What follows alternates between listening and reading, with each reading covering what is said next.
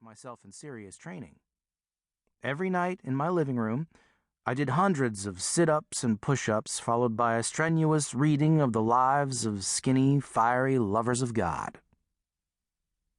After showering, I'd collapse into bed and stare up at a mural of the Garden of Eden that I'd painted on the ceiling, the colors softly glowing in the dim light from a nearby street lamp. I'd stare for hours and hours, wondering, why would anyone give up paradise? In the mornings, bleary-eyed, I'd crawl out of my bed and deliver the mail. The junk and the bills. More junk and more bills. Even the greeting cards in their festive envelopes made me depressed. I forced smiles for the apron-wearing ladies and their gifts of baked goods, and they looked at me with pity, because it was obvious that I wasn't living a real life. One clear, windy day, with red-orange autumn leaves swirling into the sky, Mrs. Henderson gave me a sprinkle cookie and asked, "Danny, why don't you start another gospel band? Why not play with your brother?" I answered, "I don't sing anymore. Thanks for the cookie. Here's your mail."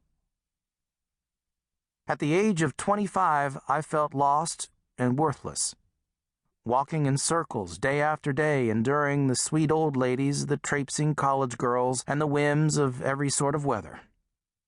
I moped home after work, opened books about holiness, and then sweated through my exercises, making my body suffer.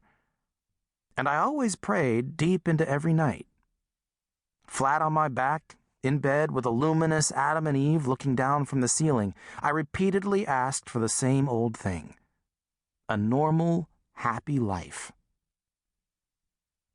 It didn't happen. And it didn't happen. Until that morning in October 2001, when she appeared in my bedroom. She was an average woman, perfectly lovely, dressed in white.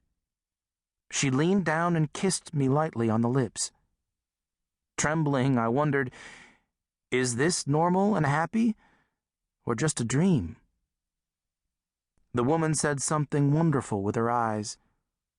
I reached up to touch her face. I whispered, "Are you?" She disappeared from the room, and I had to follow her. I pulled on a pair of jeans, forgetting about shoes and a shirt, and rushed out into the sunrise. Where could the woman be hiding? She wasn't in my front yard. She wasn't in my backyard.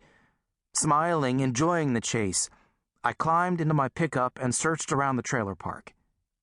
Nothing. No sign of her. Yet I could still taste the kiss, and it felt stronger when I sped out to the shimmering cornfields, and I believed that my life was like a favorite book now turning to the happiest chapters. And I imagined a heavenly wedding, and everything in the world was like the first day of creation, as if every death specter that had plunged into me since baptism had been kissed clean away. And then a hog truck appeared. The rig was covered with mud and filth, about to crash into me. A prayer for help arose in my heart, but it couldn't get to my lips in time.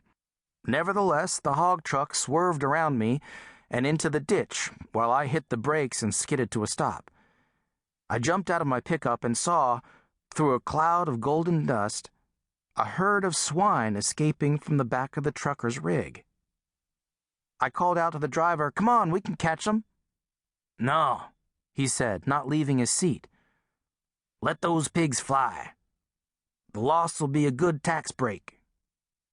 "Don't be crazy," I said, pointing at the cornfield. "The herd could cause a lot of damage." The truck driver lit a cigarette and added smoke to the cloud of dust. "Let those pigs fly," he said, "and mind your own business."